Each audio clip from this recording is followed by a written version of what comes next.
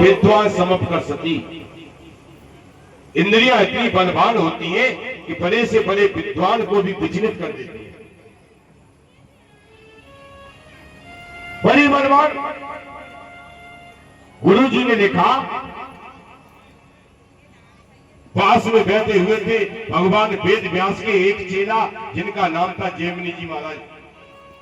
बाल ब्रह्मचारी है, नैष्ठिक ब्रह्मचारी है। कहने लगे, गुरुदेव आपने जो लिखा है ये बात बिल्कुल झूठी है। इंद्रियां बलवान तो होती है लेकिन मूर्खों को विचलित कर सकती है, विद्वानों को कभी नहीं कर सकती। भगवान वेद व्यास ने सुना, समझ गए, चेला को अभिमान हो गया कि मैं विद्वान हूं। कहीं बेटा जो हमने लिख दिया वो सही है, उसे मिटाएंगे नहीं। उन्होंने कहा, गुरुजी बाद में बड़ी बदनामी होगी आपकी। गुरुजी ने कहा, होगा वो देखा जाएगा। जैमिनी जी चले गए अपने आश्रम पर। भगवान वेद व्यास बैठे थे, मन में सोचा चलो चेला की परीक्षा ले लें। और भगवान वेद व्यास ने अपनी माया से एक सुंदर कन्या को पैदा किया। एक नौजवान सुंदर कन्या को प्रकट किया। कन्या ने हाथ जोड़े, कही गुरुदेव आज्ञा। भगवान वेद व्यास ने कहा, बेटी या थोड़े आगे जैमिनी जी का आश्रम है इसी जंगल में, तू उसके आश्रम पर चली जा। व्यास जी की आज्ञा लेके कन्या चली। और कन्या कहाँ आई? जैमिनी जी के आश्रम के पास। ईश्वर की लीला। और भैया हवा चलने लगी, काली काली घटाएं उमड़ आई और देखते ही देखते भयंकर वर्षा होने लगी। नौजवान कन्या जैमिनी के आश्रम के बाहर एक वृक्ष के नीचे खड़ी भींग रही है। और भैया हवा है, शरीर थर-थर कांप रहा है। महात्मा जैमिनी की नजर पड़ गई।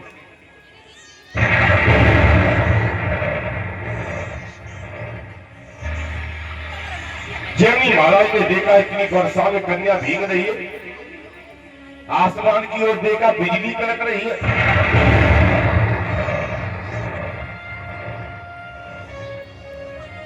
कहने लगे, ओ देवी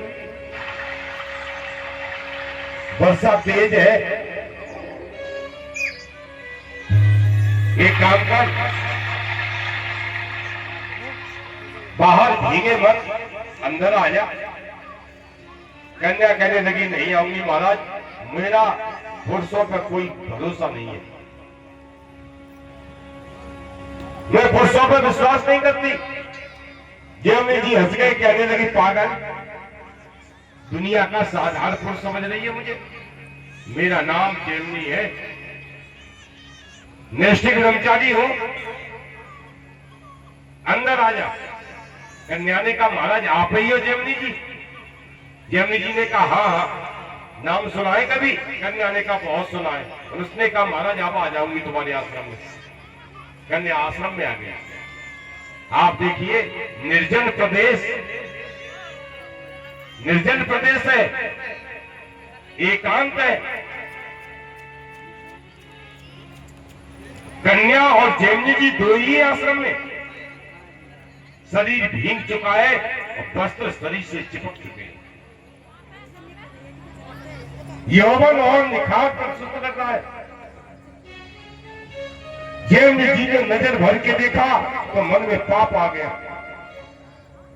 एक बात बताऊं आपको, माता बहनें बैठी है, ये धर्म मंच है और शास्त्र की एक आज्ञा है। शास्त्र कहता है कि हमें कभी भी माता बहन बेटी के साथ भी एकांत में नहीं बैठना चाहिए। ये इंद्रियां बड़ी दुष्ट होती हैं। कुछ मर्यादाएं शास्त्र ने बनाई है। जो बेटियां पिता के घर में रहती हैं उन्हें श्रृंगार नहीं करना चाहिए। जिसका पति प्रदेश में रहता है उसे श्रृंगार वर्जित है।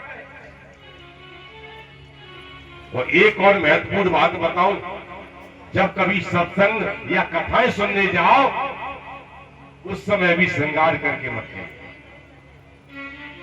ये सिंदूर लगाना श्रृंगार नहीं है, इससे तो लगा सकते हैं।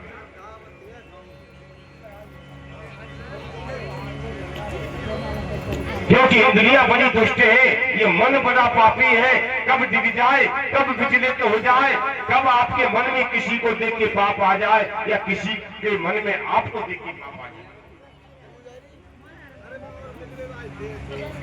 जयवी जी ने नजर भर के देखा, कन्या से कहा, देवी आपकी शादी हो गई? तिरछी नजर से कन्या ने देख के मुस्कुरा दी, कहीं महाराज अभी नहीं हुई। जयवी जी ने कहा, शादी करोगी? कन्या ने की, वाह महाराज, शादी नहीं करेंगे तो क्या कुआरे मरेंगे, शादी तो करेंगे। जयवी जी ने कहा, तो हमारे साथ कर लो, फिर हमारे साथ कर लो, कैसा रहेगा? कन्या कहने लगी, देखो महाराज, शादी के लिए हम स्वतंत्र नहीं है। हमारे पिताजी की एक आज्ञा है कि दुनिया का यदि कोई पुरुष घोड़ा बनकर हमें अपनी पीठ पर बिठाए और देवी अम्मा के मंदिर पर ले जाए, माता अम्मा के दर्शन करा दे, हमारे पिता उसी के साथ हमारा विवाह करेंगे। जयवनी जी ने मन में सोचा, शादी हो जाए, तपस्या हमने बहुत की है, हम गधा, घोड़ा, ऊंट, हाथी सब बनने को तैयार हैं। जयवनी जी ने संकल्प किया, मैं घोड़ा हूं, मैं घोड़ा हूं, मैं घोड़ा हूं। और 3 बार संकल्प किया तो जयवनी जी घोड़ा बन गए।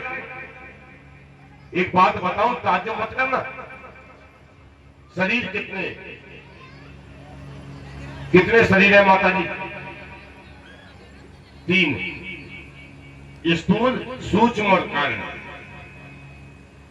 एक चौथा शरीर और है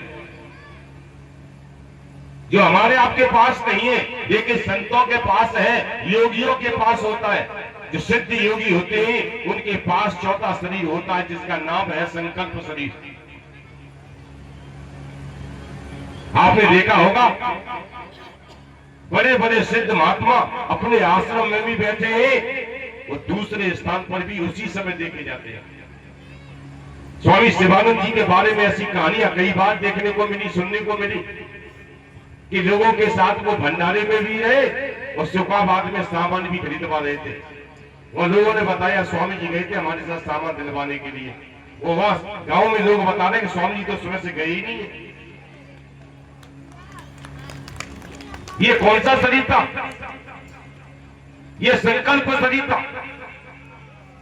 कथा के प्रेमी सज्जनों, संकल्प शरीर धारण किया और संकल्प शरीर धारण करके घोड़ा बन गए जयवनी जी।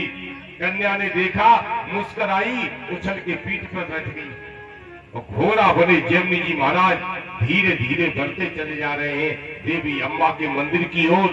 कथा के प्रेमी सज्जनों, व्यास भगवान पहले से आसन जमाए हुए थे, तो देखी चेला घोड़ा बन के आए लोग। आवाज लगाई कि बलवान इंद्रिय कामों विद्वान समकर सती। इंद्रियां इतनी बलवान होती है कि बड़े से बड़े विद्वान को विचलित कर देती है। कथा के प्रेमी सज्जनों, जैसे ही कान में शब्द पड़े, सामने गुरुजी देखे जयवनी जी महाराज के होश उड़ गए, असली रूप में आए। कही, गुरुदेव क्षमा करिए, जो आपने लिखा है वही सही है, झूठा तो मैं। मेरे कहने का तात्पर्य है, ये इंद्रियां महाराज याक जैसे राजा को भिखारी बना देती है, जो अपने बेटाओं के सामने झोली फैला के जवानी की भीख मांग रहा है। छोटे बेटा पुर ने अपनी जवानी दे दी, 1000 वर्षों तक विषयों में रुपए मान रहे,